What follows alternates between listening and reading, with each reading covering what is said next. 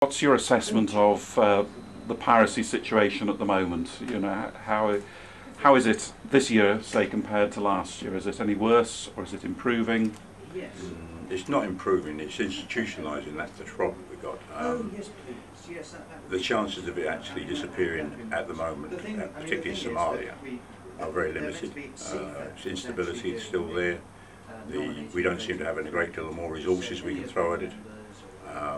We seem to have got to a situation now where we're looking to deal with it rather than, to accept it and deal with it as far as seafarers is concerned, rather than eliminate it in a short term. Unlike the Malacca Straits, where the littoral states decided that they would actually had a responsibility and they would take those responsibilities on. We don't seem to be in that position within Somalia, where there is a lot of countries that do have enough size and resources, countries like India, countries like Saudi Arabia, that could, Egypt could put together bilateral agreements and start policing their own areas, give us at least some areas which we could operate in with safety. Now, I can quite understand that a lot of these countries can't afford to put their own money up front, but we do need them to take the responsibility of putting it together. So we are in great need, and that otherwise, I think we're in for the long haul. And the areas which we're concerned about, such as arming, will be pressure be put on to in lieu of any other solution there might be from the government.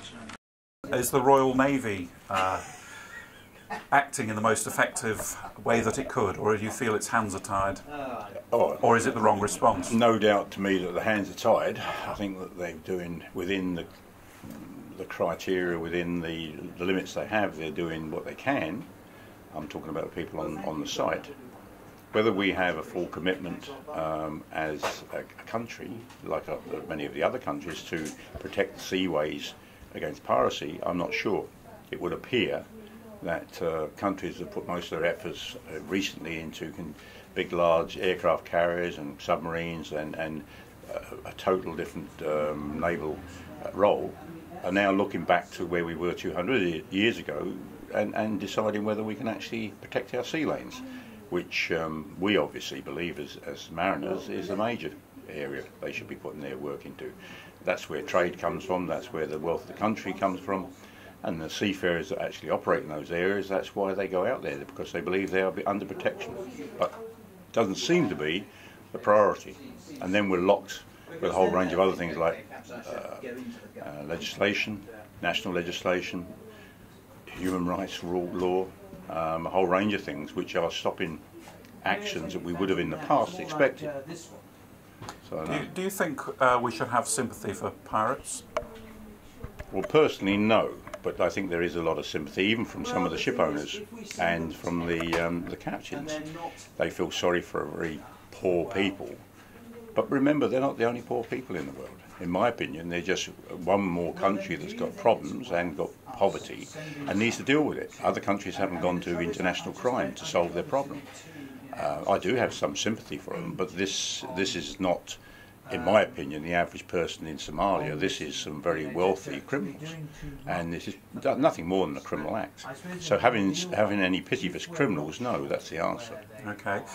Do you think it's entirely operated from within Somalia, in that region? No, I think well, there's a number of different forms the piracy takes. Some of it can be internal, and they have virtually committees where the funding is put together. They have separate people who do protection. There's a separate group that do the actual attack. But there's no doubt that when it comes down to the funding, that is quite often coming from outside the country. Information's coming from outside the country, which I have no doubt about shipping and what's going on. And they're very well advised, and they've got better intelligence than we have. So I don't believe it's confined to the country, nor that the money that's being made, the big money that's being made, is confined to the wealth, to the Somalis. And I don't believe that the average Somali in the average village is gaining very much out of it all. Right. Who is gaining?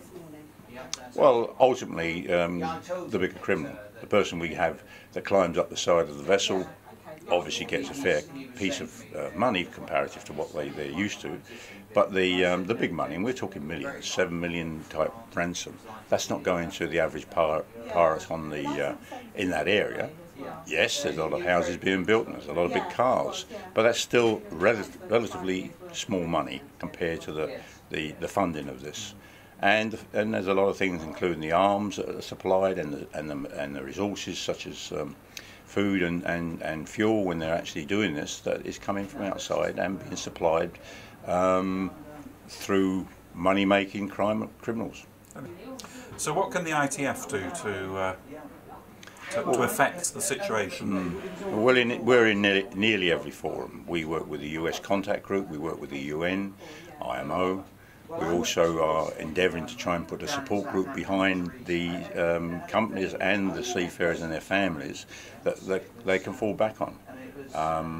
There's not many forums we're not trying to make public awareness, which is the petition we have at the moment. And it needs to be some public awareness of what piracy is, because when you're in US, you don't see it relevant.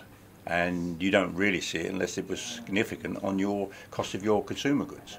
But at the end of the day, I've been on the TV programme, the big question they have on Sunday morning, where they asked the question about paying ransom.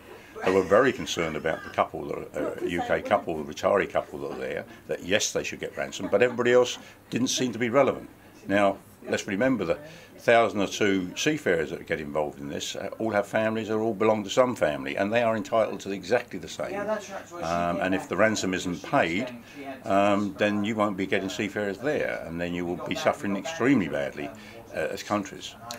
So what's the advice that the ITF give seafarers going through pirate areas? And it's not just Somalia, of course, but other areas of the world. With the industry, we worked at the best practice. We looked at the training that goes in. We look at the non-lethal weapons they have on board. I mean, non-lethal insofar as they are usually just there to repel pirates, not to kill them. We advise the maximum that can be put in there, the monitoring, the routing, working with MSC Hoya, all the things that the rest of the industry, we agree, no problem at all. And the ability for seafarers to get off the vessel if they know they're going through these areas, particularly if they've had problems before.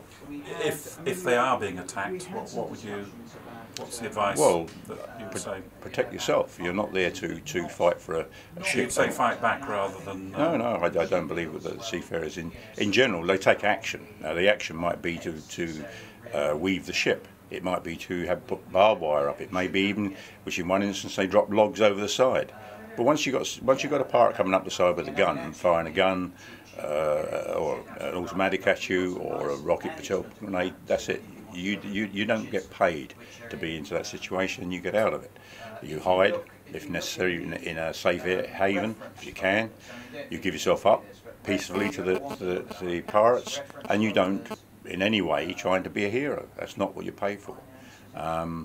We are in an area where you may have 5 different nationalities on board. You'll have a flag on the back they won't recognise. You'll have an owner they don't know. Why would they want to fight the pirates and risk their lives?